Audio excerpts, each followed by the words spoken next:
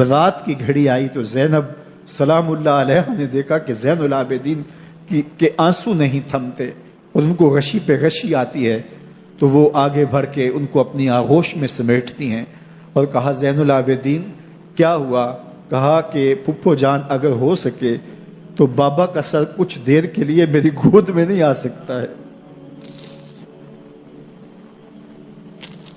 وہ وقت بھی امام زین العابدین پہ آتا ہے جب زخم اور درد اور دکھ حد سے تجاوز کرتے ہیں تو زین العابدین مدینہ کی طرف منہ کر لیتے ہیں اور حضور کی بارگاہ میں ہوا کے ہاتھوں پیغام بھیجتے ہیں، ان نلتا یا ریح الصبا یوما الی ارض الحرم بلغ سلامی روزتن فیہا النبی المحترم یا رحمتا للعالمین ادرک لزین العابدی محبوس عید الظالمی فی الموکب والمزدحم۔ امام زین العابدین نے یہ سارا دردناک منظر اپنی آنکھوں سے دیکھا اور یہ سارے دکھ سہے۔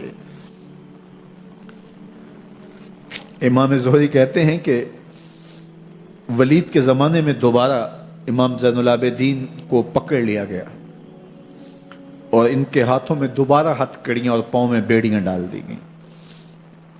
میں ملنے گیا تو جو ہی امام کے ہاتھوں میں ہتھ کڑیاں دیکھی تو میرا دل ڈولنے لگا اور میری آواز گلے میں دب گئی اور آنسو تھے کہ تھمتے نہیں تھے۔ تو امام زین العابدین نے مجھے دیکھا تو مجھے تسلی دیتے ہوئے کہا زہری کیا ہوا تمہیں؟ تو میں نے کہا حضرت کربلا میں تھوڑے دکھ دیکھے تھے اور اب یہ حالت مجھ سے دیکھی نہیں جا رہی۔ تو امام زین العابدین نے ان زنجیروں کو اور ان ہتھ کڑیوں کو جن سے آپ جکڑے گئے تھے جھٹکا دیا، لوہے کی زنجیریں ٹوٹ گئیں۔ کہا زہری ہم اللہ کی تقدیر پہ راضی ہے ورنہ یہ زنجیریں کیا ہوتی ہیں۔ امام زین العابدین کو اللہ نے عزتوں سے نوازا تھا، ہر دور کے حاکم وقت ڈرتے تھے اور ان کی عزت سے حسد کرتے تھے۔ ولید بن عبد الملک بنو امیہ کا بڑا تگڑا حکمران گزرا ہے۔ ایک دن طواف کرتے کرتے حجر اسود کے سامنے آیا اور اس کے دل میں آیا کہ میں حجر اسود کو بوسہ کروں، لیکن رش اتنا تھا کہ آگے بڑھنے کی ہمت نہ ہوئی اور پیچھے ہٹ کے کھڑا ہو گیا کہ رش کم ہوتا ہے تو میں حجر اسود کو چومتا ہوں۔ اتنے میں امام زین العابدین رضی اللہ تعالی عنہ وہ بھی طواف کرتے کرتے حجر اسود کے قریب آئے، ایک لمحے کے لیے توقف کیا، لوگوں نے راستہ چھوڑ دیا۔ امام زین العابدین آگے بڑھے، حجر اسود کو چوما، پھر آگے بڑھ گئے۔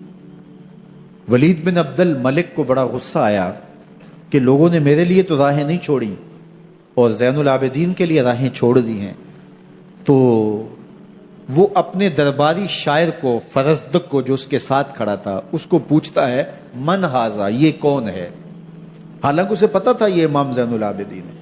بعض اوقات سوال تفہیم کے لیے کیا جاتا ہے، سمجھنے کے لیے کیا جاتا ہے، اور بعض اوقات سوال تحقیر کے لیے کیا جاتا ہے۔ جس طرح کسی شخص کو آپ پسند نہ کرتے ہو اور وہ کوئی کام کرے تو آپ کہتے ہیں یہ کون ہے، یہ کون ہے؟ تو اس نے کہا من ھذا، یہ کون ہے؟ اب فرزدق شاعر تھا اور درباری شاعر تھا، اسے اچھی طرح پتا تھا کہ من ھذا سے بادشاہ کیا سننا چاہتا ہے، لیکن آج اس کی غیرت ایمانی جاگی۔ بادشاہ نے کہا من ھذا، یہ کون ہے؟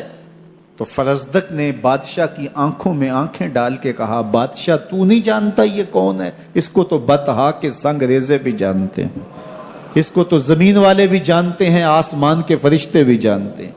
یہ فاطمہ کا بیٹا ہے، یہ علی کا شہزادہ ہے، یہ رسول اللہ کا نواسہ ہے۔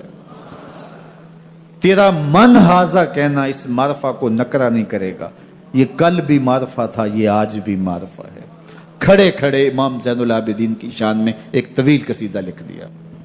بادشاہ تو اس سے کچھ اور سوچ رہا تھا، الٹ ہو گیا، اس نے ایک فرزدق کو جیل میں ڈال دیا۔ امام زین العابدین کو پتا چلا، آپ نے اشرفیوں کی 2 تھیلیاں خادم کے ہاتھ بھیجی کہ ہماری وجہ سے تمہارے اوپر یہ افتاد پڑی ہے۔ تو اس نے تھیلیاں قبول کی، چوما آنکھوں سے لگائیں اور پھر خادم کے ہاتھ میں دیتے ہوئے کہا امام کو میرا سلام دے دینا اور کہنا حضرت ساری زندگی ان ٹگوں کے لیے، ان پیسوں کے لیے، اشرفیوں کے لیے شاعریاں کی ہیں، یہ جو میں نے قصیدہ لکھا ہے آپ کے نانا کی شفاعت کے لیے لکھا، جو دلوں کو فتح کر لے وہی فاتح زمانہ۔ امام حسین کو تو کاٹ دیا گیا نا، اس لیے کاٹ دیا گیا کہ یہ ہماری حکومت سے بغاوت کر رہے ہیں، انہوں نے یہ کہا، بہانہ یہ بنایا، نظم حکومت میں یہ مخل ہو رہے ہیں، لہٰذا انہیں شہید کر دیا گیا۔ نہ صرف انہیں شہید کیا گیا، سر کاٹے گئے، نیزوں کی نوک پہ چڑھائے گئے، لاشوں پہ گھوڑے دوڑائے گئے۔ کیا کیا ظلم تھا، کیا کیا جبر تھا جو روا نہیں رکھا گیا، پیاسا رکھا گیا، بھوکا رکھا گیا، 6 ماہ کے بچے بھی نہیں چھوڑے گئے۔ امام حسین جب حضرت علی اصغر کو اپنے ہاتھوں پہ اٹھا کے فرات کے کنارے جا کھڑے ہوئے تو آپ نے اشقیاء سے مخاطب ہو کے کہا کہ تمہاری لڑائی تو مجھ سے ہے، اس 6 ماہ کے بچے نے تمہارا کچھ نہیں بگاڑا۔